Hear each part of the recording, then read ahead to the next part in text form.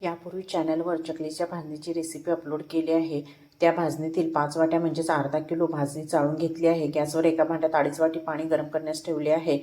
पाण्याला चांगली उकळी येईपर्यंत भाजणीमध्ये चवीपुरते मीठ, 2 चमचे पांढरे तेल, 2.5 चमचे मिरची पावडर, अर्धा चमचा ओवा घालून व्यवस्थित हाताने मिक्स करायचे। पाण्याला उकळी आली की त्यामध्ये पाव चमचा हिंग पावडर व 5 चमचे तेल घालायचे।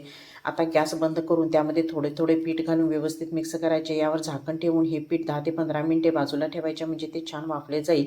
आता सर्व पीठ एका वेळी न मळता त्यातील थोडे पीठ काढून घेऊन उरलेले पीठ झाकून ठेवायचे व पाण्याने चांगले मळून घ्यायचे। मळलेल्या पिठाचा लांबट गोळा करून तो चकलीच्या साच्यात घालून व्हिडिओ दाखवल्याप्रमाणे चकली पाडून घ्यायची। कढईमध्ये तेल गरम करण्यास ठेवले होते। तेल गरम झाले की त्यामध्ये चकल्या सोडायच्या व गॅस हा लो टू मिडियम फ्लेमवर ठेवून दोन्ही बाजूनी खमंग भाजून घ्यायच्या। अशा प्रकारे आपण सर्व चकल्या तळून घेतल्या आहेत। आतून पोकळ एकदम खुसखुशीत चकल्या झालेल्या आहेत। रेसिपी नक्की ट्राय करा।